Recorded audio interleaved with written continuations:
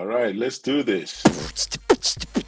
Welcome, first-time listeners and returners to the Sports Deli, where everyone deserves a seat at the table, especially our next incredible guest. And also remember, at the end of the podcast, there will be some additional phenomenal content for you to watch or listen to for free.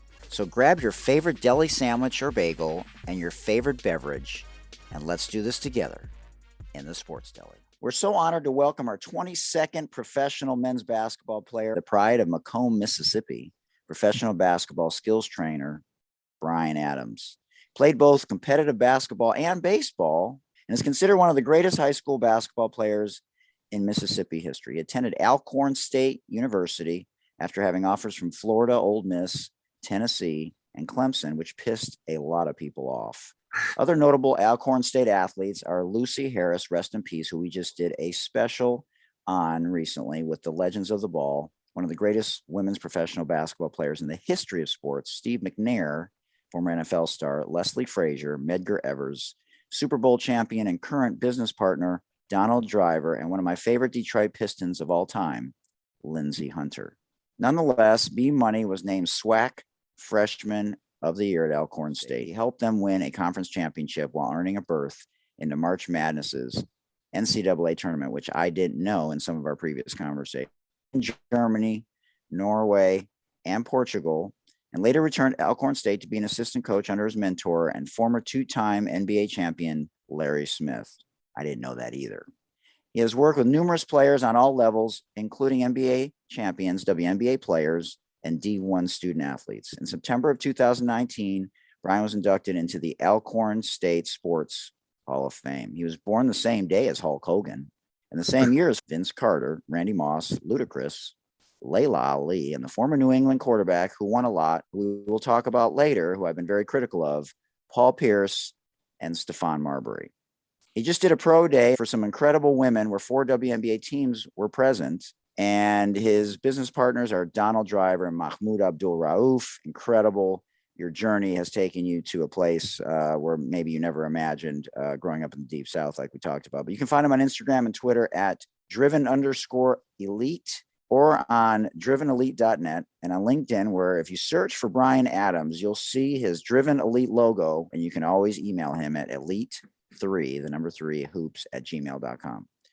Bryan, man, I'm so excited that we got a chance to finally hook up, man. Much love and welcome to the Sports Deli podcast, where everyone deserves a seat at the table. And I appreciate it, man. I know we've been trying to connect for a long time, and now we finally get a chance to do so. So I'm honored. I've known a lot of people in the basketball world who have used basketball as a vehicle. So tell everyone a little bit about your upbringing in the Deep South. Well, growing up in Macomb, Mississippi, I was fortunate enough to have both of my parents involved in my childhood. My father was born in Mississippi. I was the only child growing up. I didn't have a silver spoon in my mouth. I saw some great days, and I saw days that there was a little struggle and things of that nature. My dad was a really good guy in the community, but he was a hustler, and I saw some things growing up that I probably shouldn't have saw, but I've seen drugs and things of that nature, but it didn't take over my family.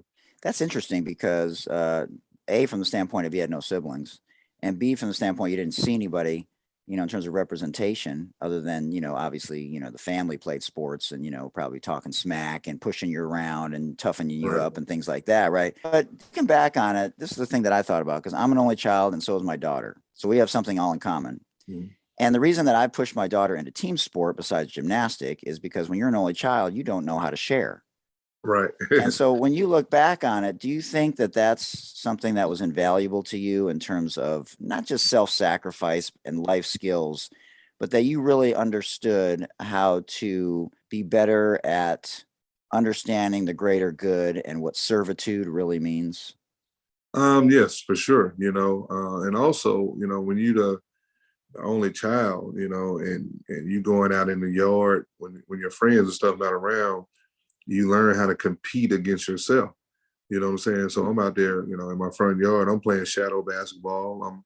I'm Magic Johnson, I'm James Worthy, I'm Kareem. I'm going up against the Celtics. I'm facing Bird and McHale and Parrish, and and I'm just talking, like I'm Brent Musburger, you know what I'm saying? Like I'm old school NBA on CBS, and Oh man. I learned how to compete against myself first, you know what I'm saying, before I can compete against anybody else. We didn't have skills trainers back then, right? We barely had televisions and VHSs, Right. and like we had to use the naked eye to learn moves. Right. Tell everyone how tall you are and what kind of player you were. I'm 6'5". I had a late start growing. My mom was 5'2". My dad was 5'9". Wait. Did they skip a generation? What in God's name happened? You sure they didn't take the wrong kid? 5'2" and 5'9". What the hell happened? And I get 6'5"? Shit, that's how tall my parents were. What the hell?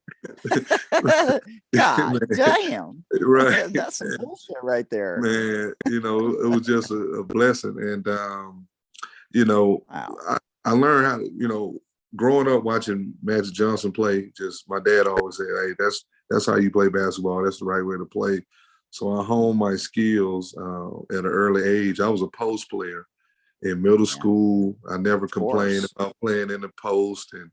But my middle school coach allowed me to get it off the glass and lead the break. Wait, hold on a second. I just, people that are watching or listening, you got to understand, back then for a middle school coach to allow a 6'2" post player to grab and go, to get a rebound and push the ball up the floor is so rare, was so rare back then. And probably was a big reason why, you were so successful, because you were able to play multiple positions back then instead of just get it to the point guard, right? Get up the floor and get in the block, right? Right. And man, that can't go unnoticed. I just had to mention that. That is, man, props to him. What was his name or her name? Oh, Coach Stevens. John Stevens was his name. He was my basketball coach, and he was my my football coach as well. Man, shout out to forward-thinking Coach Stevens. Wow, that is fire. Okay, Go ahead. So you grew 3 inches. Yep. Yeah. So now I transferred to a powerhouse high school, and now You're I playing get on baseball too, right? Yeah, I was playing baseball, and I get on campus at another school. It's like 6 guys taller than me, and I'm 6'5" as a freshman. So now I got to be a guard. But I was prepared for it. It's just some things I had to detail a little bit more and pay attention to, because in my front yard I was Magic Johnson anyway. So I was just preparing myself for the moment. I know you asked what type of player I was. I think I was a great all-around player. Very aggressive. So you were Draymond. You were Draymond back then. Man, I think as I got older, the comparison, Paul Pierce. Ooh. I was called athletic Paul Pierce. The truth before the truth. Let's go. Yeah. The southern truth. Yeah. That's amazing. That's awesome, man. Did you have sellout crowds for the games? Oh man, it was in high school. It was crazy, because the school I attended is called the Piney Woods Country Life School. We lived on campus in high school. Like I lived in the dorm in high school. It was a school like Oak Hill, but it's in the South. Yeah. And our games, man, it was must see back then. Like it would have been must see TV. Crowds follow us everywhere. Wait, did they film the games? Yeah, they filmed them. I got some film. Yeah, I got footage. I got some footage on YouTube, bro. I haven't. Oh, you do? Oh man, I gotta get the links for that. I gotta send it to you. Oh man, you gotta send it to me. So when Andre Rison was on the show, right? And Andre Rison played both basketball and football and ran track, right? So, but when he was at Flint Northwestern, he's a Flintstone. Yeah. So when I was a freshman, I went to Flint Northwestern during my freshman year when the varsity, they won the state championship. So they had Terrence Green, they had Andre Rison, Glenn Rice. This team was loaded. Glenn Rice's brother. They had other guys. This gym was 3,500 strong an hour before the game. this place I'd never seen anything like this in my life. It was, and it was a gym where it had the bars in front of you. Yeah. So, you put your feet up, old school gyms. Yeah. I mean, this play, it was like Cameron Indoor. It was shaking. Wow. I mean, these fans were going nuts. Andre Rison had an alley-oop. I mean, and we lost the game, but we ended up winning the state championship. But man, I had never been an experience like that before, and it really changed my life in terms of the love for the game, man. So yeah, the crowds can really, man, get you hyped. Did you cut your hair like the same day for game day? Like, yeah, sometimes we'll go ball and things of that nature, man. Hey, one thing Isaiah Thomas said a few months ago, they did this special in Chicago. He's like, man, I don't care what you did in college or what you do in the NBA. People will always remember what you did in high school. Mm-hmm. So tell everyone not only what it was like then, your younger self, but looking back on it now, right? You were exactly where you were supposed to be. You made the decision that you made. We can all kick ourselves for things that we did. Hindsight's 2020. Right. But tell everyone the reasons why you made the decision that you made to not go to a Power 5. I started seeing before me, like some of the best players that ever come out of Mississippi, like myself, they would go into these schools and they would ride the bench. Now, were they better than me? I don't know. Was I better than them? I don't know. But I just looked at it like, man, these guys not playing, like, that can happen to me. I felt like I was being fluffed a lot, you know what I'm saying, throughout the recruiting process. So the guy from Alcorn, Sam Weaver, he never thought that he couldn't get me. He never thought that. So when I go to these big camps, ABCD and in New Jersey and Kreider Camp in Cincinnati, he right there. Man, people don't even know about ABCD or Metro Index or Garf at Nike. Right. Man, those things are gone. Wow, you went to ABCD. Man, that's amazing in Jersey. Yeah. And it was so much I've never talked about that on the show, man. But those camps back in the day, that's where you went. Oh, man, if you went to ABCD, you went nowhere. Or Nike. Nike. You had, if you considered one of the best, you're supposed to be there. And like I say, man. Wait, who was there? In my class? Yeah. It was Kobe, Mike Bibby, Shaheen Holloway. Shaheen Holloway, the coach at St. Peter's right now? The one that just took his team to the Elite Eight. He was a baller back then, too. People don't even know about him. They just know him as a coach of St. Peter's. Man, wow. Wait, did you go up against Kobe? If I did, this is what's crazy, man. When you're in high school, everybody's back like then, that. Too. Yeah, so everybody's like that. And if I went up against him, I don't even remember because, he the man, I'm the man. Nobody thought it would turn out the way, it turned out. But, man, you don't even be thinking about that. Well, he was young then, right? He was young. Yeah, we were going into our senior year of high school. And, man, that camp was amazing. And I came out of there a top 20 player in the country. I didn't even think I played well, though. And by me did you dunk on anybody? A couple 360s. Yeah, a couple of 360s, man. That's about it. That's hilarious. Yeah. Oh my God, I want to see film on that. I have to send it, man. Oh my God. Yeah, I mean, just coming, from where I'm from, small town, and you look up and read a magazine, and you the number 18th ranked player in the country. Like, man, that's crazy. I never played for the coach that recruited me. He resigned and went to Iowa State. So I ended up getting a coach that that knew nothing about me. And so we just had to, I made that decision, and there was no transfer portal. So I had to say, hey, look, I can either leave or stay here and figure this thing out. We were talented. It wasn't like we were getting blown out. Like we beat some schools like SMU and nearly beat LSU the year they went to the Sweet 16. So this is what's crazy. John Brady was the coach then, and he was from McComb, Mississippi. Wow. That was before. Okay. Right. He's from my Wow, hometown. that's crazy. Wait, so he Yeah, knew you? yeah, he recruited me. That's fascinating. Yeah. Wow. So you helped your team go to an NCAA tournament. What was that like, man? Who'd you guys play in the first round?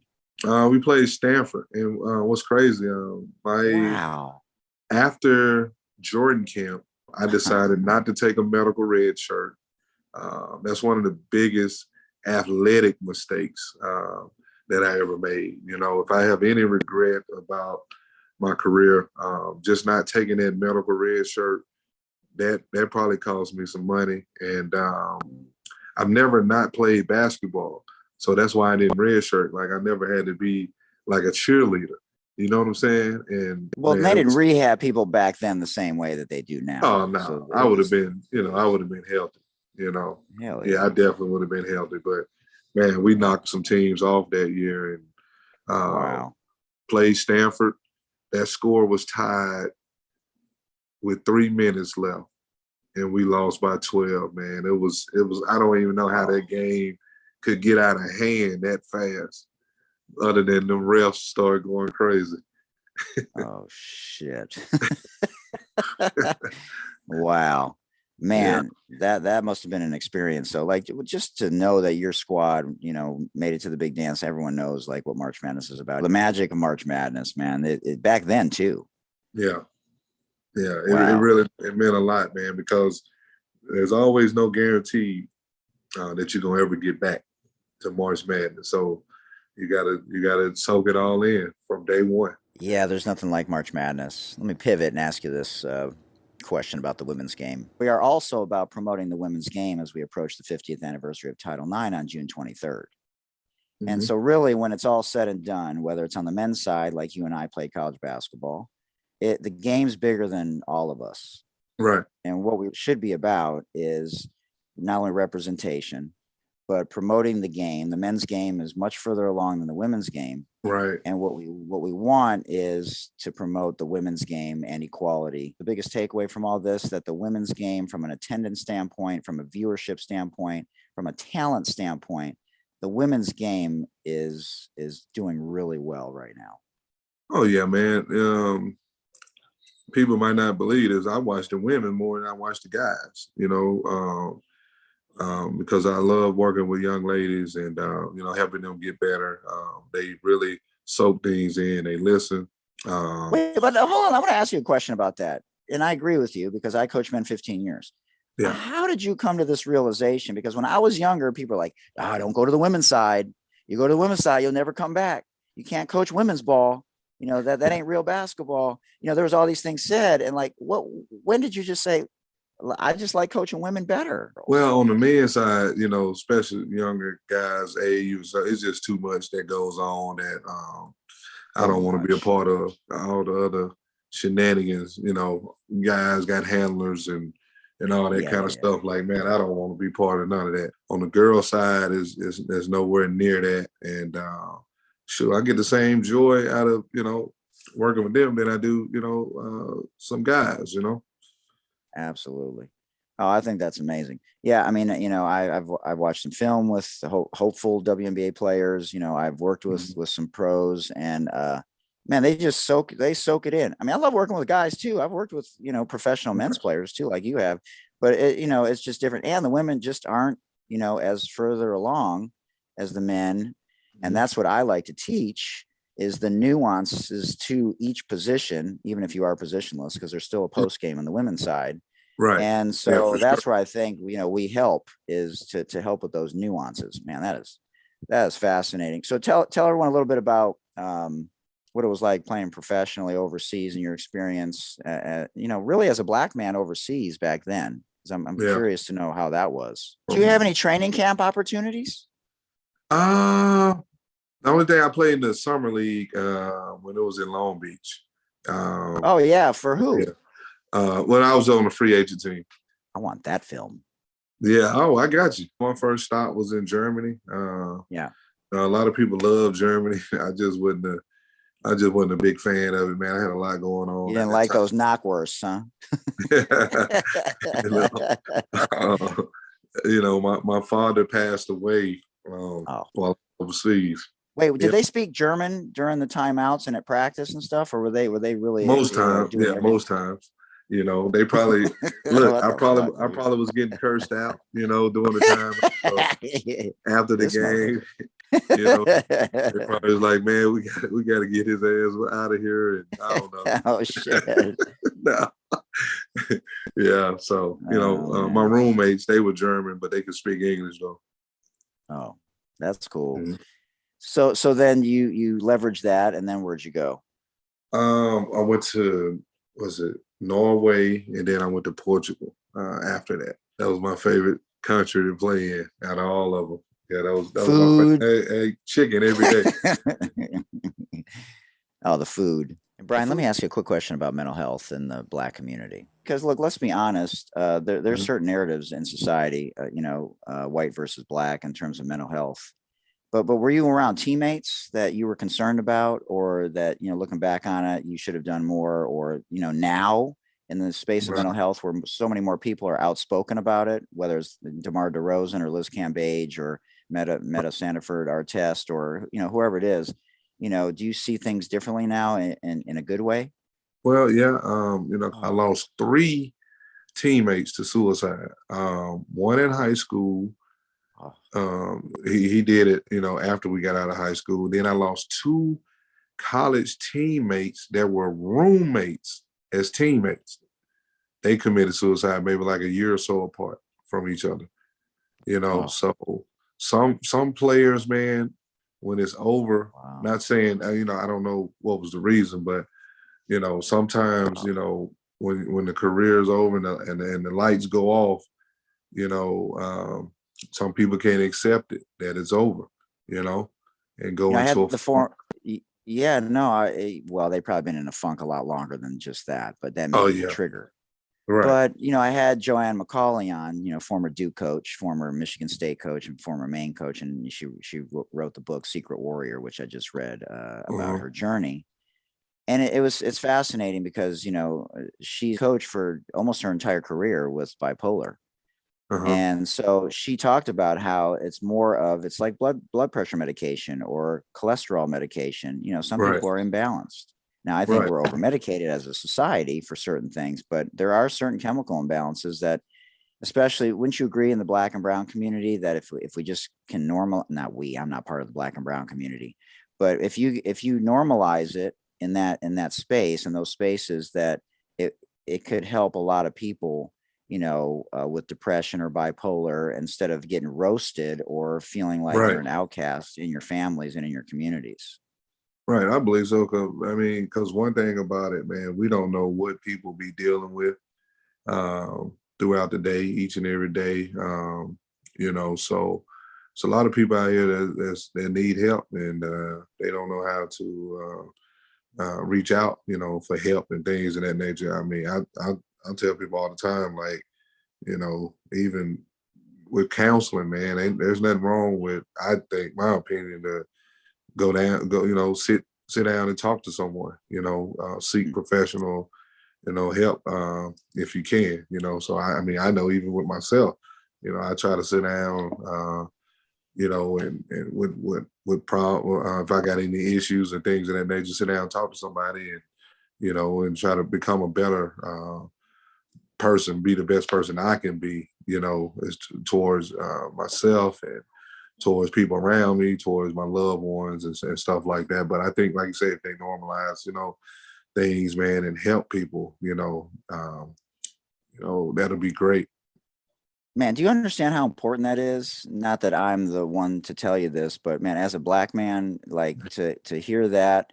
I mean, is that something that people around you know? Do you tell the kids that? Do you tell the parents that? Like, are you influencing other black parents, to say, hey, there's nothing wrong with what you just told me, or do you stay away from that kind of thing? Because I just think Uh, it's different coming from you. yeah, it can be. Then you got to be, some, Delicate, yeah. this time, this day and time, you got to be a little. But what about the pros? The kids, I understand, they're minors, but do you talk to the pros and say, man, you need to talk to somebody. You're not going to maximize your potential if you're going to try and play in the W or whatever, or Right. D1 basketball, if you don't get your shit together. Right. Well, I talked to him more about just, staying clean and just outside of your game, man, Yeah. you gotta be the best person that you can be, and you don't want to get labeled and Yeah. categorized, like once they label you as something, man, it's gonna be hard to shake. It's gonna be Yeah. definitely hard to shake that. Or you do something stupid on social media. Right. So, how did music impact you growing up?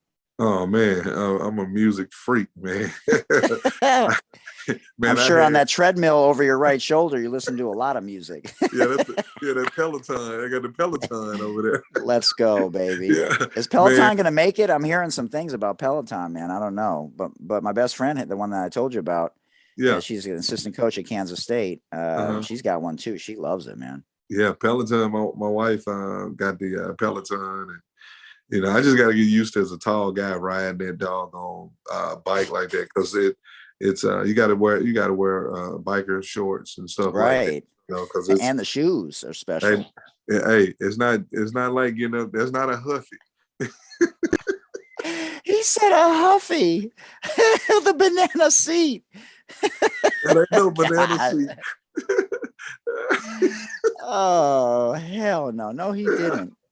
Wait, so who was your Well, favorite? gr- Young rappers. growing up in Mississippi, we had no rappers, so I had to listen to everybody. But Wow.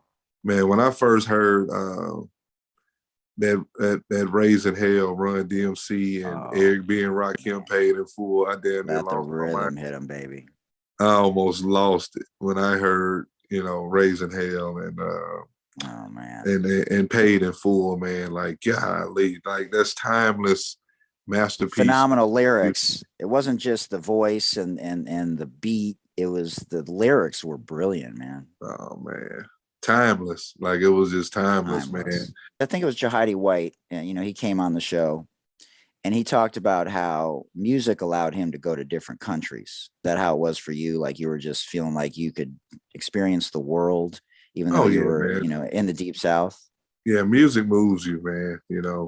Just the beats and the lyrics Mhm. and things that that relates to you, and maybe some things that you got going on in your life. So yeah, man, it was amazing. Oh man, that's great. Because I don't think people realize, white people especially, how much of trends, music trends, fashion trends are influenced by people of color. Right, And really that's where it started for the right, longest, for several decades. right, Whether it's Timberlands or Max Julians or Fila's or LSA's or mhm, Nikes or wearing clothes a certain way, like that's where it starts. right. Oh man, so let me ask you a question.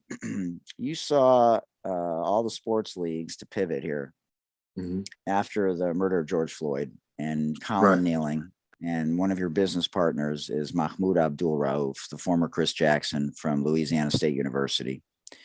I believe he played with Shaq one year, Yeah, Shaq and and Stanley Roberts. Stanley Roberts. Yeah. Amazing. And so Mahmoud was one of the first. I mean, I had somebody from the 68 Olympics on my show, my former high school cross country coach, who was part of the group that protested in 1968. Uh-huh. And, Muhammad Ali, Jim Brown, there's been a lot of people. But in the NBA, we don't know about many people other than Craig Hodges and Mahmoud, who both were sort of whiteballed after they Right. protested. Mhm. And so when you watch Colin Neal, knowing, what you know now about Mahmoud, what did you think when the women did what they did to change two elections and force Kelly Loeffler out, an owner, and Uh-huh. when you saw Colin Neal and Bruce Maxwell in baseball, and when you saw and where are we now with it? Well, I think it was powerful. Especially with the young ladies. The move that they made, and it ousted, an owner pretty much, out the league. Oh, Um, and I thought it was authentic, and I thought it was genuine. You know what I'm saying? With Cap, you know, he spoke out on, social injustice, and it cost him. It cost him his career. I think he don't have any regrets about what he did. And then it came to light. He kneeled, and then next thing it was already going on. Police brutality, and then it just amped up. A little bit after that. Because I remember, back in Mississippi when the cops almost beat my uncle to death. You know what I'm saying? Like, think about whoopings you was getting back in the 70s and 80s and 90s when there was no dash camera. Right, man. So but no, man, I think right now it was a powerful movement, and it helped in a lot of ways. I think if coaches care about the whole person, there's a better shot. And on the women's side, I think you would agree that the women's coaches care about the whole person a little bit differently than they do on the men's side. I mean, that was my experience anyway. There's still hardcore, a lot of hardcore coaches on the women's side, but I think if because you have to care about the whole person now. I mean, you have to take into consideration the mental health aspect and the culture on and the court. Otherwise, you ain't got a shot in hell. Right. Well, if you don't care about the whole person, and they got this thing called this transfer portal, that'll probably be your last. You out of here. That'll be your last year coaching that person. Oh, that's classic. Yeah. Let me ask you a question. So I saw this story. I don't know if you saw this. So this is obviously Coach K's final year. Uh-huh. And I don't know if you saw this. So he had some work done in his house about 40 years ago. And the guy who did the construction, he had a special needs brother. Mm. His name was Steve Mitchell. And his only wish that first year was a ticket to Cameron Indoor. Mm-hmm. And Coach K obliged and said, he can sit behind me. Wow. And it changed this kid's life forever. And every year, this guy, Steve Mitchell, wrote Coach K a letter and said, can I come to a game? And for 37 years, he let him sit behind the bench for one game. Wow. And he just passed away. But I'm just wondering, because we want to impact lives, right? And we talked about how the game is bigger than us. But have you come across someone who, obviously you impact people. You're helping people at the highest level, which I want to finish with. Mm-hmm. But if you influence someone in a way where you're like, they came back later and they were like, you have no idea, like you remembered your high school coach's words. Has anyone come back and said, man, you have no idea what you did for me. You saved my life. You changed my life. And I can't thank you enough for what you did for me. Oh yeah. I mean, just being honest with players and, authentic. Telling, being authentic. That's the word that we need to start using a lot now. Just be authentic and communicate with them and let them know, hey, this is how it's going to be when you get to college, no matter what level, Power 5, low D1, the work ethic and things of that nature, going to class and stuff. So I was honest with them. And then they come back after that freshman year, hey, coach, man, you wasn't lying, man. You told me it was going to be like this. And what I got to do to get better. So, yeah, man. Yeah, I've had several players come back and, and say positive things that have, helped them. That's awesome. Do you like coaching post players better or guards? Man, this is what's crazy. Like as a player, I was a small forward, so I had to do everything. So, one thing, I had to tell people, man, like, so after my playing career, I went back to Alcorn, and I was under Larry Smith, former NBA player. So, man, when I first started coaching, hey, Larry could ball, man. I remember Larry. Yeah, Larry had a mid range. Larry, and he gonna rebound.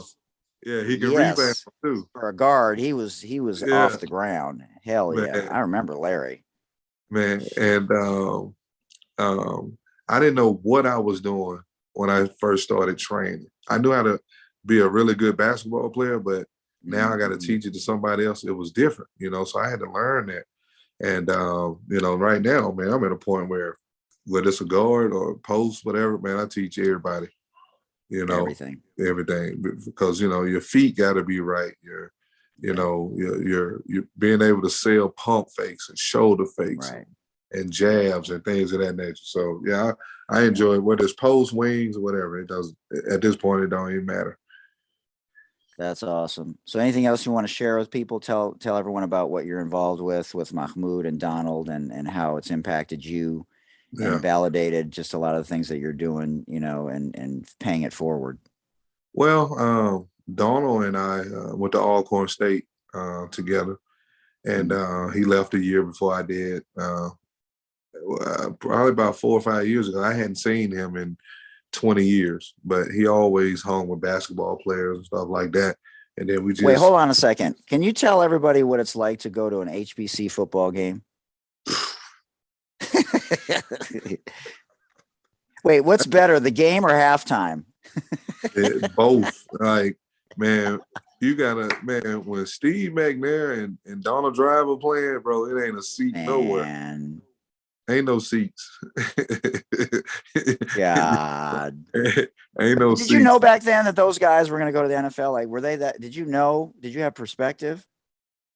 It's crazy because as amazing, as Steve McNair was so amazing, nobody would have ever dreamed that he'll be the number 3 pick, not the 30th, not the 27th, right.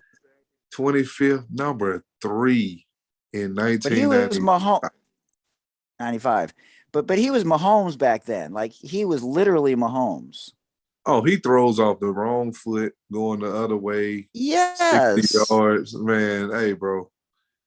In person, I've never seen no football player better than him. I've seen, guys on TV, but like, when you saw it in person, man, I can't even explain. So good. No.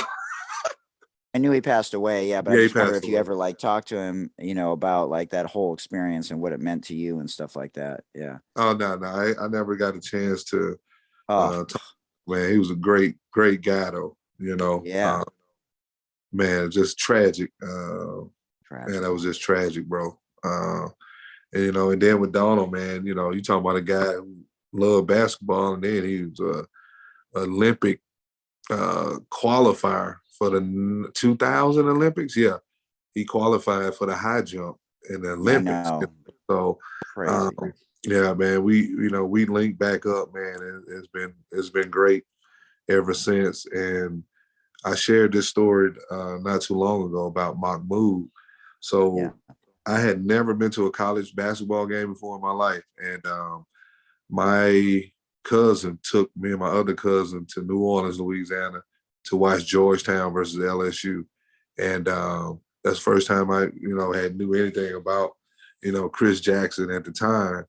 And, when I saw him, that's when I realized, man, somebody from Mississippi can actually make it.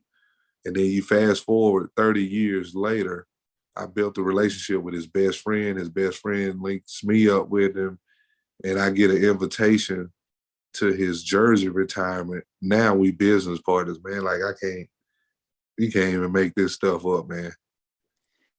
So people can look up highlights of Mahmoud. He was my favorite player growing up. Right. I remember watching him and just thinking, and I think Steph Marbury sort of followed in his footsteps and played similarly to him. But I had never seen anybody handle the ball like him. I didn't watch Pistol Pete, who was also an LSU grad before him. And we're going to have Pokey Chapman on coming up here this week as well, another LSU grad and coach. But he was Steph Curry before Steph Curry. Let's just be honest. Like, literally played just like him. Oh, yeah, for sure, man. And sometimes when we're doing camps, you're going to laugh when I say this. Sometimes when we're doing camps, he'll be like, all right, coach, break us out. What we about to say? And I say, on 3, he was better than Steph. Bro, if Mahmoud was playing now, Max guy. Max. 5 years, 200 million. Max. Yep. Max. Facts. Max. Absolutely. I'm He would telling get you, the everybody, passes. he was that good. He was that good. Like mid range, like swag, threes, like floaters. Everything you see Steph do, he literally was doing it 30 years earlier. And this is what's crazy. He never said a word to Like anybody Barry, like on the the Barry court. Sanders of the NBA. Yeah, never said a word, man. Lindsey Hunter told me, make a long story short, they was in the state championship. I think it might have been Mahmoud's senior year in high school. It was a big game. And Lindsey Hunter, who could defend, had picked up 2 fouls, right? And picked up 2 fouls. Oh man, I just noticed the T-shirt, bro. I'm tripping. So Yes, I'm wearing Mahmoud's yeah. shirt, and it says "Stay true." Oh man. Oh, that's Yep, love, man. I And got him, and I got you. Yep, and Hanif and everybody else, oh and yeah, man. and the NBA, Take a look at that. What you did to him. Unbelievable, man. And but yeah, man, back to the story. So Yeah, Lindsay. Yeah. Lindsey picked up two fouls early. And the guy, they subbed the guy out for Lindsey. Lindsey grabs his teammate, I think he said at the scores table. He said, bro, whatever you do, don't say nothing to this man. Okay. So the guy gets in the game. Oh, The guy gets in the game oh no. and says, yeah, what's up, All American? Yeah, let me see it. You dumbass. Said, let I me see it. told you. I think he said he either went from 12 or 18 straight points. He asked for it. He said, let me see it. Oh shit. That is priceless. Oh man. That's crazy, bro. Crazy stories, man. There's only a couple guys that I look forward to watching back then. You know, obviously Larry and Magic and Dr. J. Yeah. But man, when I was watching Chris Jackson, man, I don't care what I was doing. I was like glued to the television. And Kevin Johnson was another one for whatever reason, because I teach his move, the KJ, that nobody really uses in the Oh NBA yeah. even still today. The Oh little yeah. He subtle would dunk on side KJ would plyo dunk on you push. too. Dunk on you too. Crazy. All right, let's get to the rapid fire, fascinating stuff. So, but let me ask you: have you've heard Mahmoud talk about some things? I know he's been on some podcasts and stuff. We're trying to get him on this podcast, but you know, what are his thoughts? Reflecting back on it, if you've talked to him, because it's still happened up until 5 years ago with Colin in the NFL. And and I think now people are allowed to be outspoken, but it went on for whatever 25, 30 years after what he did. Right. I think with him, man, everything he did was ahead of his time. His game was Way ahead of his ahead. time, and his movement was ahead of his time.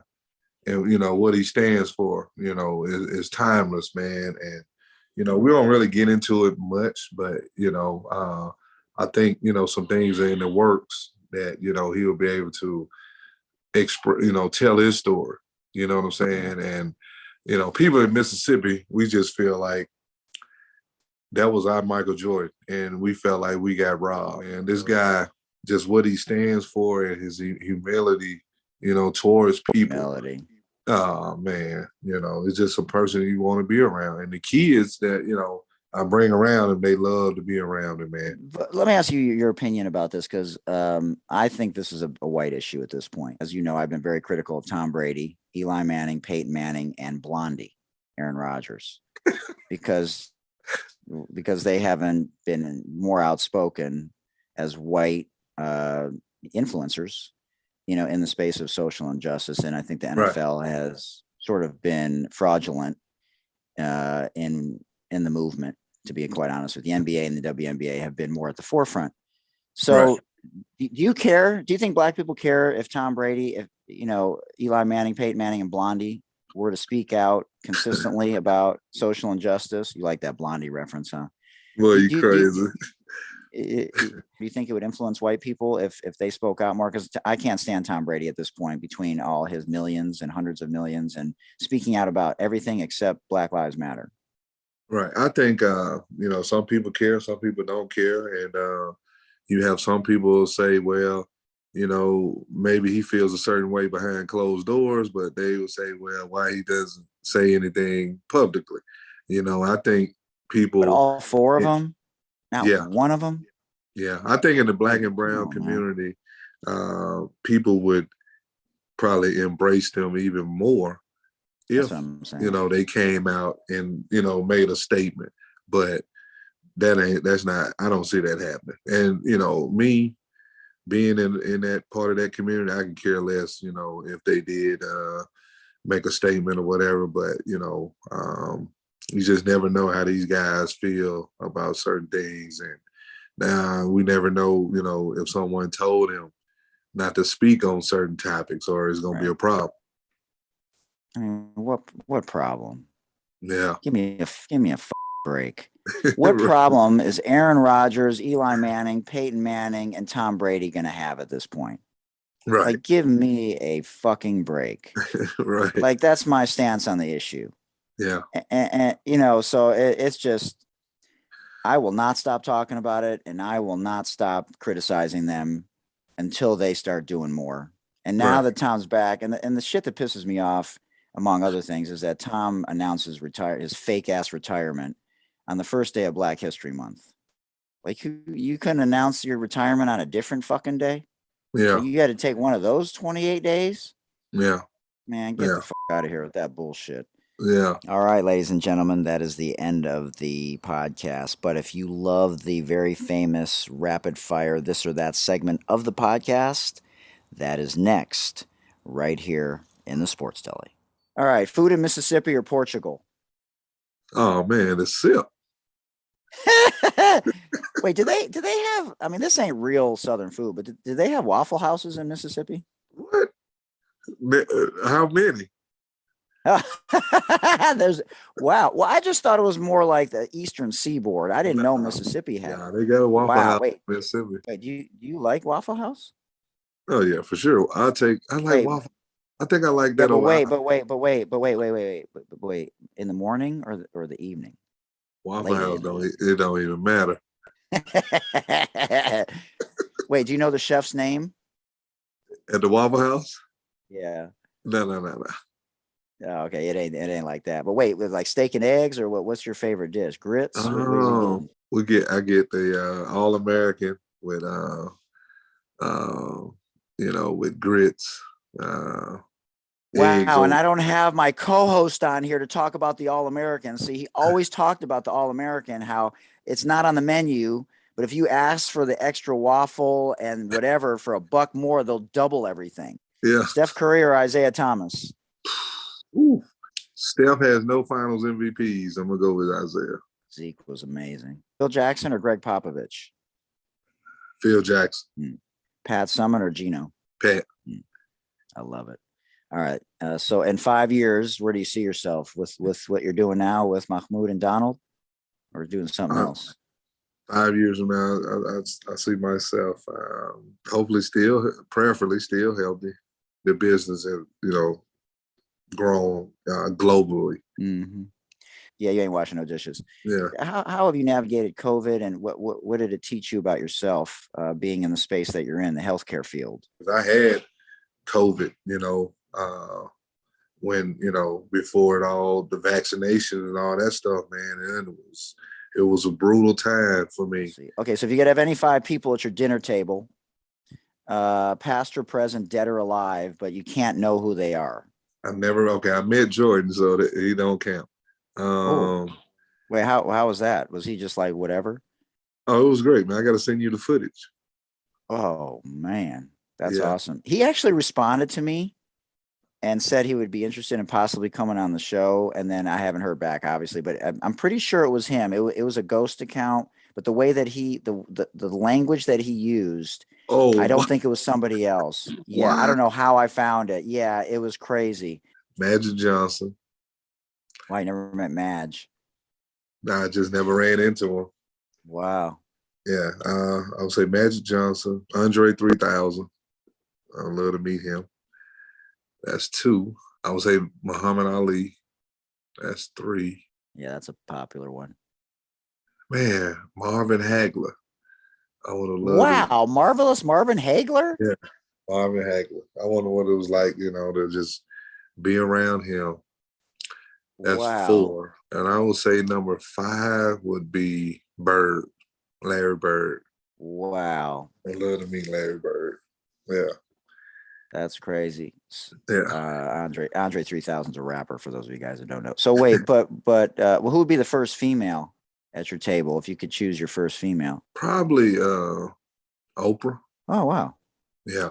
Her mom, not her mom, her aunt was my English teacher in high school. Wow, for real? Yeah.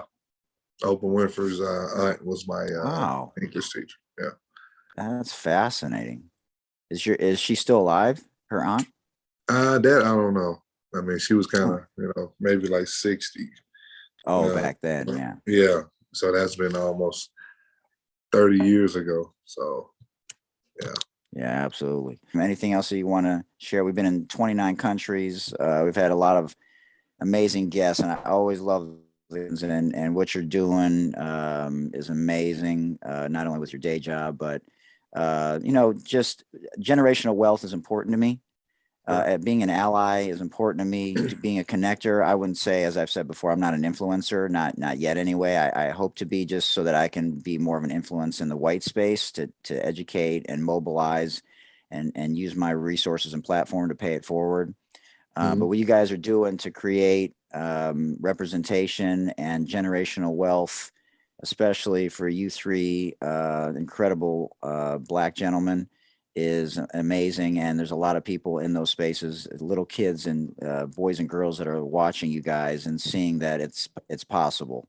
And I think that's amazing. Well, Mahmoud and I and Donald as well, we trying to make this a global Right. event. When you have 2 guys like that, there's no way that it couldn't be global. Yeah. Yeah. Right. Yeah. So at some point, we just trying to figure out where the first global event will be. Yeah, well, I think the United States is a great place to start. Yeah. You could go to China. I mean, Right. Maybe incorporate Stephon Marbury. I mean, you Right. know what he did Right. overseas. I mean, you bring him into the mix, a little bit, just for that overseas piece. Right. Holy moly! I mean, Yeah. he's an icon over there. Oh yeah, for sure. I mean, he's an influencer online too. If you watch some of his content on Instagram and stuff, I mean, he's got a huge following. Just my input, just a thought. Right. Really wanted to, send some love and flowers your way, because what you're doing in the basketball space in particular, I think, is phenomenal. And anything about the pro day? How did that go? Were you surprised 4 WNBA teams came to that? Did you I have been expect that? I have been in contact with teams, and I Yeah. have been sending players to Europe. My first 2 years, and I built it to where, not I built it, we've built it to where it's been phenomenal. Now I train girls that's on the draft board, so that made that helped a lot. And it got coaches to come. And then I'm gonna send you the article, HBCU SI.com, the Sports Illustrated part of they did an article this morning, so I'm gonna send it to you. Oh man, It made Sports Illustrated. that's phenomenal. And Oh man, that's awesome. Great stuff. Well, with the WNBA expanding in the future, not only in terms of teams but roster sizes, yeah, and hopefully we keep a lot of these players home instead of sending them overseas. Obviously, prayers to Brittany Griner and her family, and hopefully we'll see her back here in the States sooner rather than later. Terrible situation going on right now there. right. Yeah. All right, bro. We'll talk soon. Much love, much respect. Thanks for coming into the Sports Deli, where everyone deserves a seat at the table, especially BA. All right, man. All right, man. All right, peace. Okay. All right, there you have it, ladies and gentlemen. We will now begin the outtakes and the additional content that we're bringing to you for free right now. What's happening, bro? Is the lighting good and the stuff like that? The blinds behind you, you should point the blinds in an upward position. Let me see. Because if they're down, the light comes in, but if it goes up, you know what I'm saying? It ends up being Oh, I Is it can. better? Let me see if I can slide it. That's better. Oh yeah, that's way better. Yeah. Yes, sir. I see you sporting that shirt. Oh yeah. Let's Yeah. go. Yeah. Yeah. That's what's up, man. Man, it I was love it. pretty. Red was my high school color. We were the Redskins. They have since Okay. changed the name. So y'all was a Redskins. Yeah, my high school experience was interesting because when I was a freshman, we won the state championship, and I was Uh, sort of at an inner wow. city high school. Yeah. And we had Ricky Lupo. I mean, he was one of these guys that did the Steph Curry stuff back then. He would sit Right. at the lunch table and he would do the through the legs thing while he was sitting on the bleachers or at the chair. You know, the old Yeah. school, like we were just starting to get creative back then when the 3-point line just came out. Yeah. And I mean, he had stupid handles. I mean, people had stupid handles back in the day. There was just no Oh social yeah. media. Right. You know, but that team was incredible. We were Class B. Class A was the highest. Class B was second, and we won a Mhm. state title. But we had Holyfield, who ended up going to Illinois State. We had Birdman, who is this 6'7" lefty. I mean, we Yeah. had 61 players. It was incredible. Wow. And so I was a freshman, and like I just watched this guy at lunch every day. He didn't even know who I was. I was on the freshman team, but he didn't really know who I was because I'm the last white guy that ever played on my high school team. Oh There's never wow. been a white guy at Oak Park High School in Michigan since. No, Wow. seriously, because I asked the guy that succeeded the coach that won the state championship, who's a good friend of mine, my old 7th grade history teacher, Mr. Golding, and he said, Uh-huh. I don't think there's ever been a white guy since you. Wow. Crazy.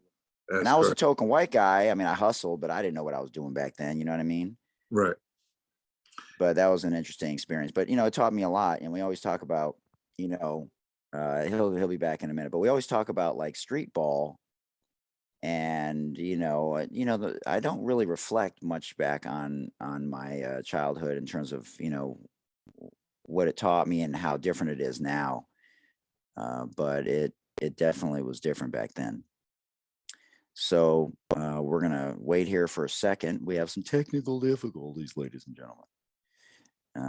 Hope you're enjoying these outtakes here at the end, and you enjoyed the podcast. So as we wait for Brian to come back into the room.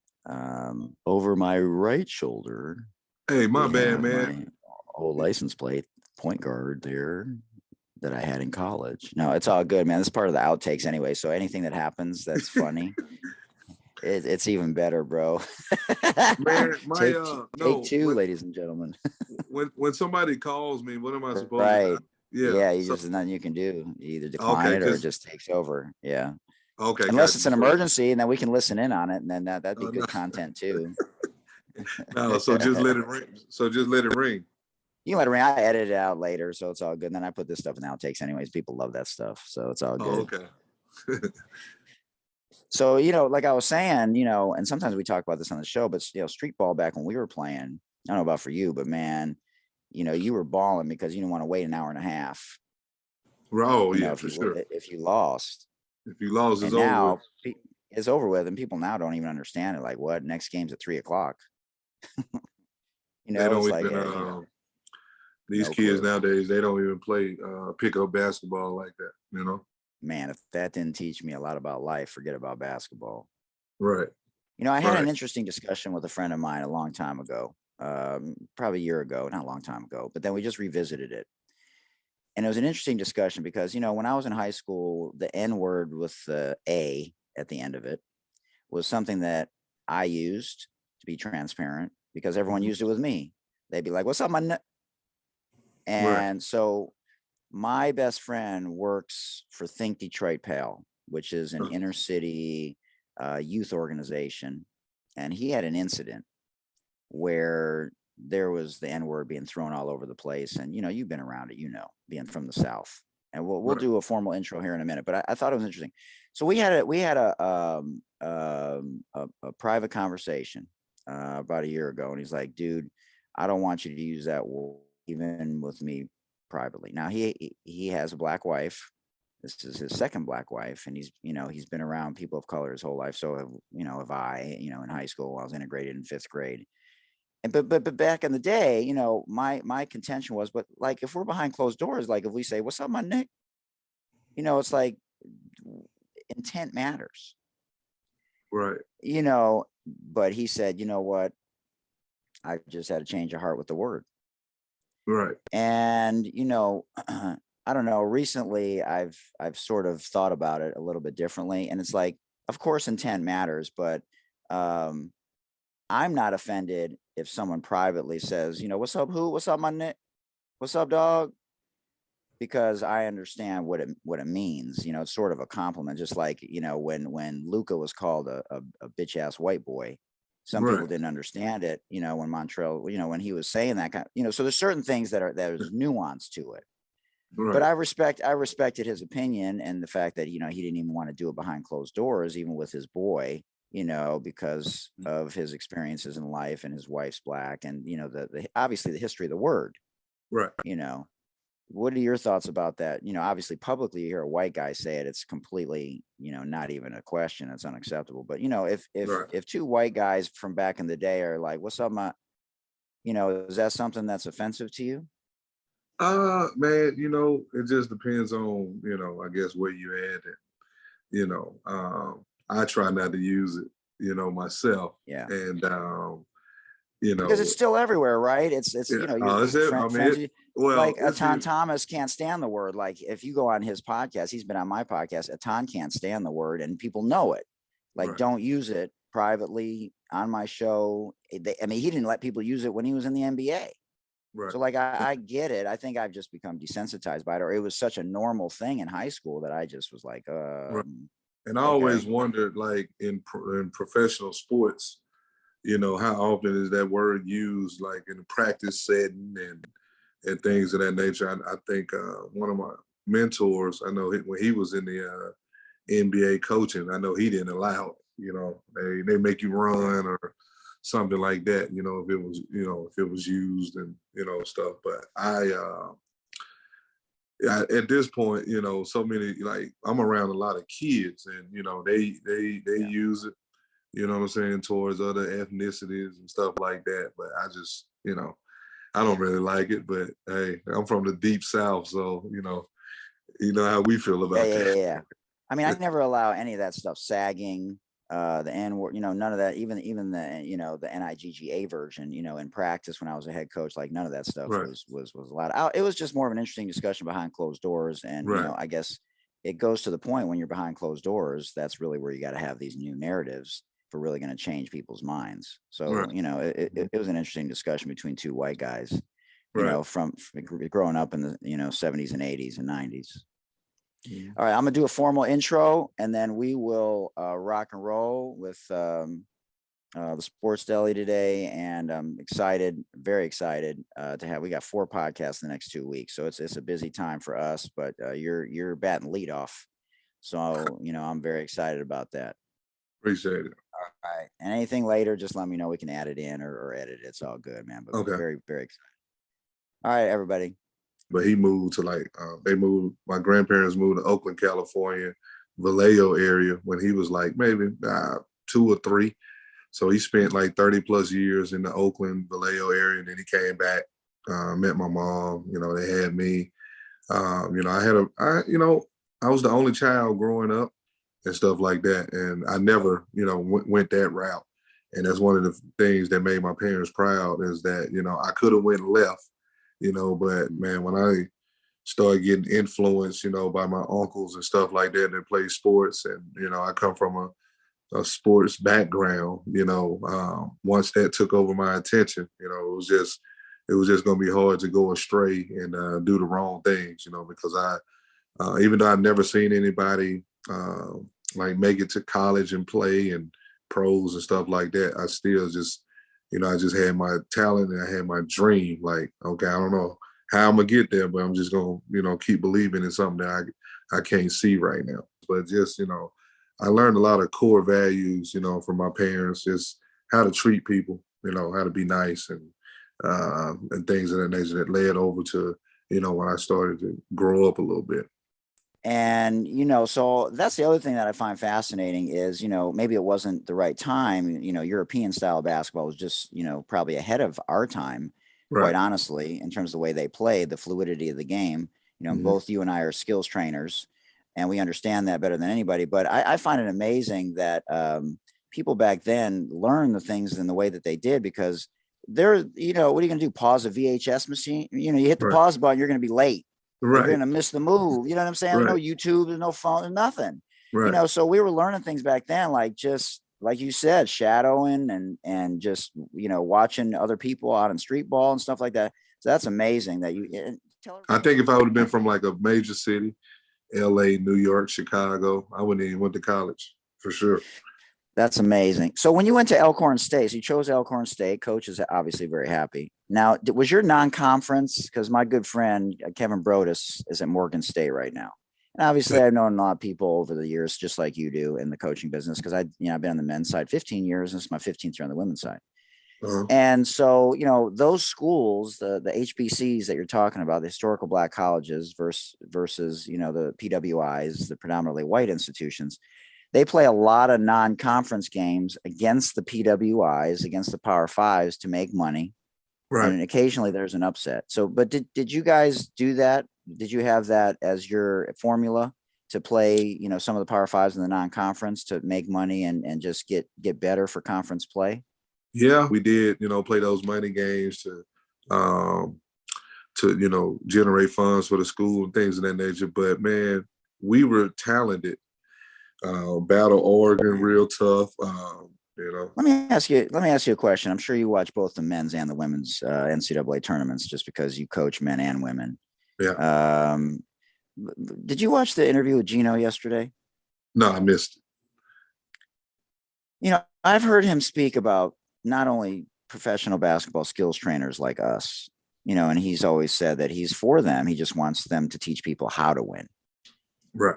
You know, instead of dribbling 9 million times and, you know, not having an understanding of team basketball and those types of things, which I appreciated and I agree with. You know, you got to teach people how to win.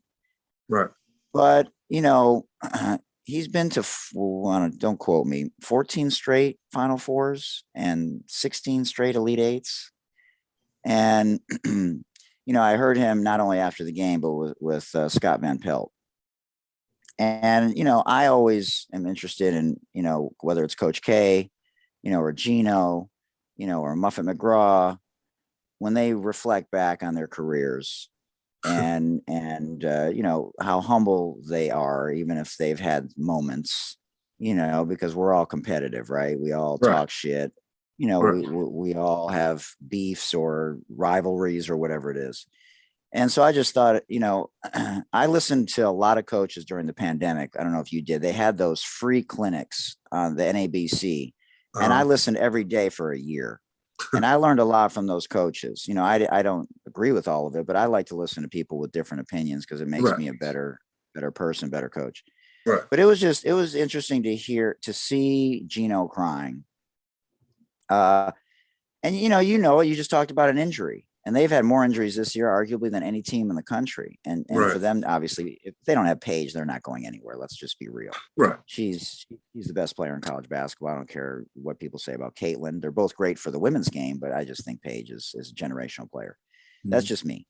Right. And so, but anyways, I don't know what your thoughts are about Gino. You know, if you think he's the greatest women's coach of all time, or, you know, obviously he's good for the game in a different way. But he's just, you know, the way he responded was just all about the girls, you know, those young women, and he just tried to deflect every chance he got, you know, to make it about them. And that's what I took away from it. Well, I mean, you know, I know he's considered one of the greatest coaches of all time. You got Pat Summitt, you know, so, you know, it just depends on who you talk to. Who you ask. No, I understand. And I've had people on the show that have criticized, you know, and everyone has their opinion about, you know, these coaches. And we don't really know people, you know, fully. Right. And you and I know things that other people don't know just because we're behind the scenes a little bit, but it's somewhat lucrative, right? When you're going overseas back then. Oh yeah. I mean, you know, the pay was good, and, you know, it's not like NBA and stuff like that, but it was good, you know. So they could only have 2 Americans? At that time, I was the only American on that team in Germany, and Man, my point guard was like 15 years old as a That's pro. crazy. A lot of people that have come on have talked about depression and suicide. My father committed suicide when I was 9. Mm. And Shea Hillenbrand came on and said that, he was a Major League Baseball all-star and he was on his deathbed, and because your identity is often tied to your whole life, which was playing sports. Right. And so were you accepting of the fact that it was over and that you had to move on, or was that a hard period for you? Man, I had a great high school coach, and he always told us that this is going to end one day. So, you remembered that? Yeah, I remember that. So when I reached the age of 30, I said, man, if I'm not in the NBA, I'm sure I could have played another 4 years. But when I reached 30, and I said, if I'm not in the NBA, I'm done. And when I said I was done, there was no, man, I'm gonna, go off the deep end and anything like that. I had gave basketball every ounce of me. I gave it everything I had. So when I said it's over, man, that's it. I think some of my friends probably thought I was gonna go crazy without playing basketball. Man, I haven't missed. I really don't miss, because I've been doing this since I was 6 years old.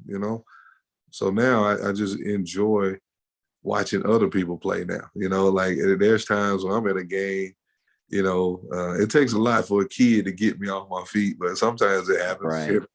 Yeah, but now when I stopped playing, man, that was it. Yeah. No regrets. I don't think about if I would have went to another school, none of that. You know what I'm saying? Because I only can deal with what's in the moment, what's now, what happened. Yeah. Well, that's a credit to your upbringing, your parents and your high school coach, like you just mentioned, because a lot of people don't have that, and to fall back on or think back on, Right. when they're transitioning.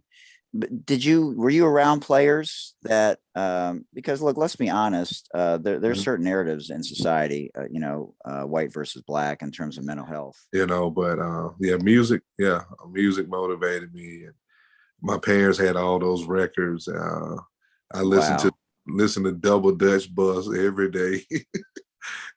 But I forgot his name, was Frankie something. The Double Dutch Bus. Yeah, it was crazy, man.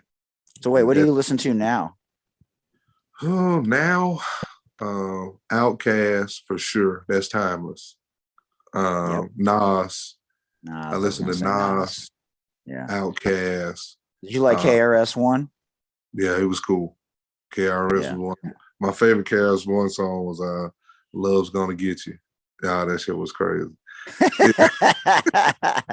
That was the jam. That beat and the lyrics. Oh man, it was there, man. The beat and the fire. Crazy, bro. That's one of my favorite songs of all time. And I listened to Jay-Z.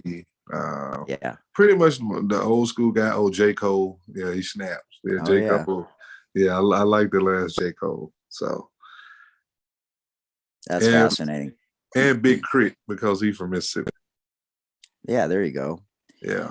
Music trends, fashion trends are influenced by people of color.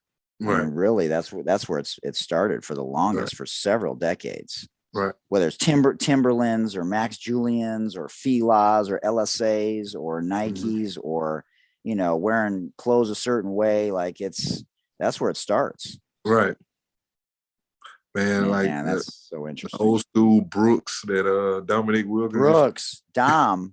Anytime I see someone with some Brooks out here, I'm like, who wore those shoes, right? No idea. I'm like, Dominique Wilkins. Was it Pro Kids? Was it Brooks or Pro Kids? It was Brooks. No, it was Brooks. He used to wear Brooks. I'm almost positive it was Brooks, man. Wow. Absolutely. Brooks and Pro Kids. Brooks. Wow. Oh, shit. Wow. No one is saying that every kid should go to HBCUs and things of that nature, but things are they're shedding light on HBCUs, and kids are going to schools like that. And I look back at it, when I made the decision that I made, there was wasn't no movement or nothing like that. I chose to do that on my own and stood alone. And a lot of people don't even know that, know that story. But hopefully one day, it gets out and people want to, do something on it, But I think the movement was pretty good. Well, and you just talked about it. Dion is coaching right at Jackson State, and Hugh Jackson in football is coaching at Grambling, and there's and Eddie George is coaching. I mean, these are big names in football, anyways, and Howard's got a big name coach, on the men's side, and Kevin Brodus has coached at Georgetown and is at Morgan State now. So it's a thing. I don't know if you're gonna, get a tremendous amount of 5-star players to go to HBCs, but at least they're considering it. Right.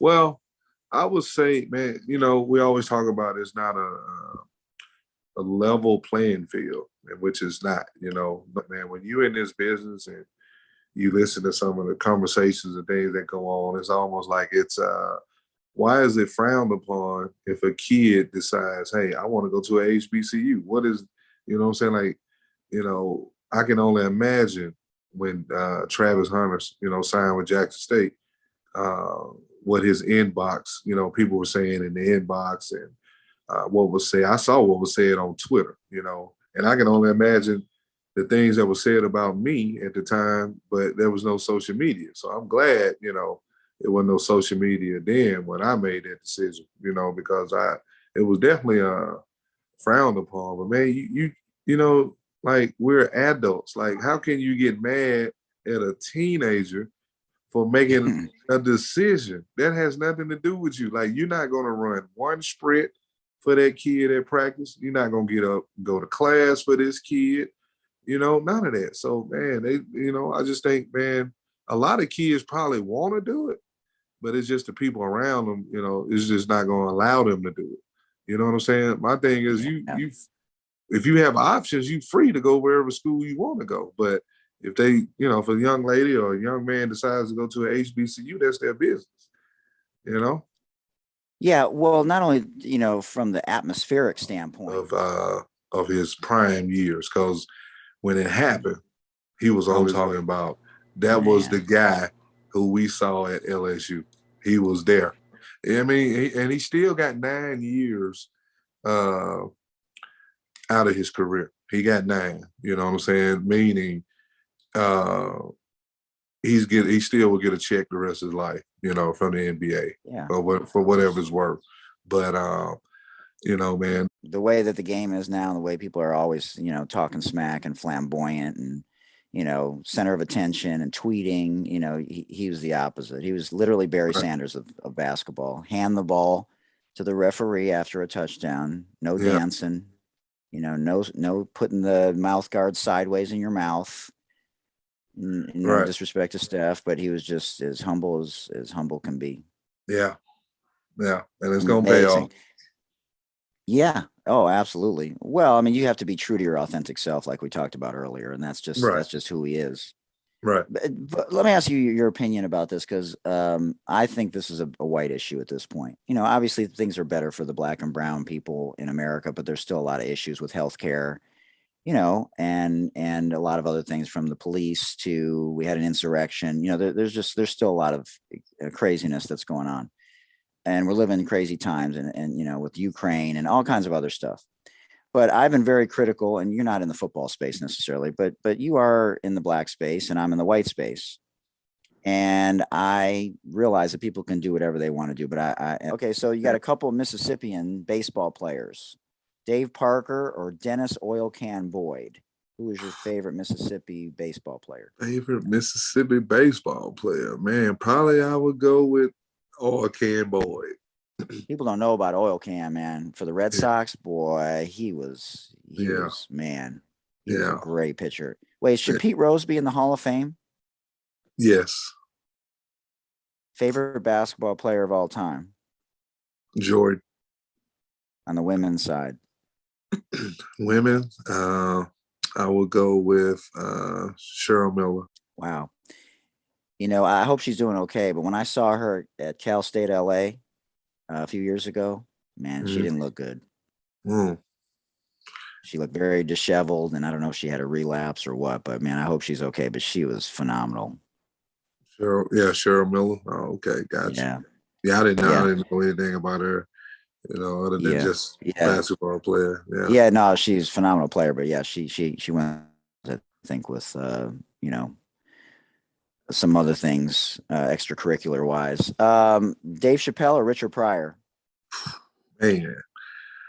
I would say Chappelle because that's more, Your time. yeah. But man, that Richard Pryor on Sunset with the red suit on, man, that shit Oh was my crazy. God. Oh man. What about Eddie Murphy or Chris Rock? Speaking of red and raw. Eddie Murphy. Man, Delirious was my favorite Yeah. stand-up ever. Wait, what'd you think of the Chris Rock Will Smith thing? Oh man, I try to stay away from that whole But I see, try to this is my thing. They both apologized though. So right, I appreciate the fact that they both publicly right. apologized. The one thing that Yeah. bothers me, man, I just hate that people just that's all they talk about. I try to stay out of people's business on social media and stuff like that with celebrities and things of that nature. I didn't even know it happened because I was asleep. And I woke up and saw it. When I saw it, I just kept Everywhere. it moving, man, leave these people alone. Yeah. Best mama joke. Your mom is so dumb. I told her it was chilly outside and she went inside and got a spoon. Oh, Your mom is so dumb she brought a spoon to the Super Bowl. Or your mom is so dumb she went to the dentist to get a Bluetooth removed. oh my God. Man, I don't think I have any good mama jokes, man. You say that you say that in Mississippi, man, they gonna Will Smith your ass. That's right. Oh shit. Okay, best basketball joke. Why'd the chicken cross the basketball court? He heard the ref was blowing fouls. Oh wow. Wow. Or where is a basketball player's favorite place to eat? Where? Dunkin' Donuts. That's not bad. That was all right. Yeah. Let's see. Favorite golfer? Do you like golf? Yeah, Tiger Woods. Yeah. What was your favorite TV show growing up? Man, I would say Different Strokes. Wow. Out of all of them? That's amazing. I loved All in the Family. Yeah, Sanford and Sons. Yeah, Sanford and Son was cool. Yeah. Actually, like Chico and the Man. Remember Chico and the Man? No, I don't remember that. Wow, Chico and the Man was great. It followed Sanford and Son. Empathy or forgiveness? Yeah, forgiveness. Favorite movie of all time? Do you have a favorite movie? Favorite movie, man. It's probably between it was so I can't explain it. It was so gangster, but it really didn't have a whole lot of killing in it. Carlito's Way, the first one was just yes. Man, that movie was so player and gangster, bro. That's my favorite. That's classic. That's my favorite. Candy or popcorn at the movies? Popcorn. Butter? Light butter. I feel you. So you're married. So wait, vacuuming dishes or laundry? Which one I like? Yeah. I'll do the laundry. Let me ask you this question. You have a day job, and for your day job, COVID affected you in a lot of ways, right? Well, just being proactive and responsible around others, just trying to keep myself safe and healthy, and then just watch what I got, going on around me, because I work with a lot of different people, I work with kids, I do things with adults and all kind of stuff, so man, because I had COVID, when, before it all, the vaccination and all that stuff, man, and it was a brutal time for me, going through that and experiencing that, man. It was tough. But could you tell everyone just about how our frontline workers are heroes? Oh yeah, people man. don't know about. Tell us a story about some of the frontline workers, or one story that you're just like, people don't have any idea about, wearing a mask for 12 hours as a doctor or as a nurse, or just, triple masked or whatever you got a good story? Uh, man, I have to be a little careful because of the Yeah. laws and things of that nature. But no, I think just man, that's wearing that mask and shield and things, when it first started, like all day, man, it kind of made things difficult, hard to breathe and things of that nature, man. It was tough. It Yeah. was tough. Yeah, but Shout out to all the frontline workers, man, oh yeah, for for sure, real. man. Yeah. I Okay, was so if here. you could have yeah, Yeah, it's been a crazy 2 years. It's been a crazy 2 years. Yeah, yeah. and hopefully we're getting back to some level of normalcy. All right, anything else, man? Fascinating conversation. Appreciate your time. Been very generous with your time. Right. Yeah, man. I mean, yeah, I think right now, just like I know you said at the beginning, where they can follow us at and things of that nature. And Yeah. if anybody have any questions, they feel free to contact me, and we're just trying to continue to grow and make this a movement and help as many people, as we can while we So are here. you guys just doing it in the South, or is it something you're going to tour in the summers and go to different cities? And, how does it work exactly? Because it's more of a holistic thing, right? You're doing more to Oh teach the yeah, kids about different things and education and right. everything. Well, Mahmoud and I and Donald as well. We trying to make this global, a global Right. event. When you have two guys like that, there's no way that it couldn't be global. You Yeah. know, yeah, Right. yeah. So at some point, we just trying to figure out where the first global event will be. Yeah. Well, I think the United States is a great place to start. Yeah, Yeah. You could go to you could go to China. I mean, right, maybe incorporate Stefan Marbury. I mean, right, what he did right, overseas. I mean, you bring him into the mix, a little bit just for that overseas piece. right. Holy moly! I mean, Yeah. he's an icon over there. Oh yeah, for sure. I mean, he's an influencer online too. If you watch some of his content on Instagram and stuff, I mean, he's got a huge following. Hmm. Just my input, just a thought. Right. All right, man. Much love. We'll talk soon. We always talk, everybody. Like we're homies now. Yeah. We've been talking, and I was just really wanted to send some love and flowers your way, because what you're doing in the basketball space in particular, I think, is phenomenal. And anything about the pro day? How did that go? Were you surprised 4 WNBA teams came to that?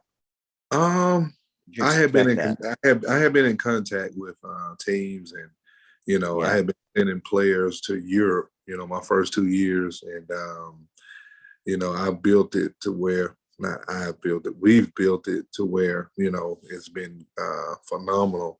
Now I train girls that's on the draft board, so that made that helped a lot. And it got yeah, coaches to come. And then I'm gonna send you the article, HBCU SI.com, the Sports Illustrated part of yeah. they did an article this morning. So I'm gonna send it to you. Oh It man, made Sports Illustrated. that's phenomenal. Yeah, If it's okay with you, I'll incorporate that into the video version on that's YouTube fine. so everybody can see it. Yeah. Yeah. Yeah, you Oh check. man, that's awesome. Great stuff. Well, with the WNBA expanding in the future, not only in terms of teams but roster sizes, Yeah, and hopefully we keep a lot of these players home instead of sending them overseas. right, Obviously, prayers to Brittany Griner and her family, and hopefully we'll see her back here in the States sooner rather than later. Terrible situation going on right now there. right. Yeah. All right, bro. We'll talk soon. Much love, much respect. Thanks for coming into the Sports Deli, where everyone deserves a seat at the table, especially BA. All right, man. All right, man. All right, Thank there you. you have it, ladies and gentlemen. Yep, Brian Adams, professional basketball skills trainer, trying to get their business to go global with Mahmoud, Abdul, Rauf, and Donald Driver. Remember, Black Lives Matter. Stop the Asian hate. Stop the bullying, and please contact your local and state politicians for any marginalization or injustice that's happening individually or collectively with any group. And until next time, remember, Takes a village. Much love, everybody. Peace. Thanks for sharing space with us today. We truly hoped you enjoyed that amazing interview. Remember, everyone, Black Lives Matter. Stop the bullying. Stop the Asian hate. Contact your local and state politicians for any inequalities, for any individual or any group that's being marginalized.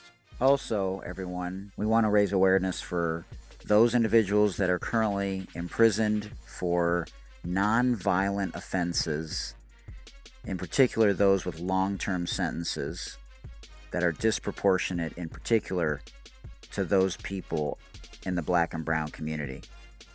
And I want to send a shout out to 40tons.co. 40 Tons is a socially conscious cannabis brand, and they're a social enterprise using the regulated cannabis industry to fight injustice, in particular for cannabis prisoners. So check them out again at 40, the number 4, the number 0, tons, plural, 40tons.co, because what they're doing in the cannabis space and being a socially conscious company is truly incredible, and they have my full support. And also wanted to remind all of you, if you're having a tough time, you can always call the Suicide Prevention Lifeline, and that number is 800-273-8255. That's 800-273-8255, and they are available 24/7, 365 days a year. You can also always check me out on Twitter, Instagram, and on TikTok at Mike Hootner. Thanks again to our amazing sponsors, Breaking Tea, Sport RX, PSK Collective, City Lokes, and Moolah Kicks, which you can see right here up on the screen. You can search them online at breakingtea.com, sportrx.com, pskcollective.com, moolahkicks.com, and citylokes.com. And if you'd like to support us at the Sports Deli, we'd love to have you either make a one-time donation or feel free to make a donation monthly, either 99 cents a month, $4.99 a month, or $9.99 a month. If you have questions about that, send me an email again to thesportsdeli@gmail.com, and I will send you the link on how you can do that. You can also find it at the bottom of every podcast on Spotify or Apple Podcasts. Link at the bottom to support the show. Please check out our website at thesportsdelipodcast.com. Make sure that we continue the conversations with regards to 3 strikes and you're out and mandatory minimums, especially people that are in jail for non-violent offenses. So those things need to change. And remember, gents and ladies, please remember to do your monthly self-breast examinations. And remember, guys, this afflicts about 1,500 men annually, with about a third of those resulting in death. So we want to make sure that we do our monthly self-breast examinations, both men and women. And guys, remember to do your self-testicular examinations every month as well. Until next time, remember, it takes a village. For Dr. J and Coach K, I'm Hootie Hoot. This has been a production of Hootie Hoot Productions. Thank you for joining us in the Sports Deli, where everyone deserves a seat at the table. Remember, it takes a village. Much love, everybody.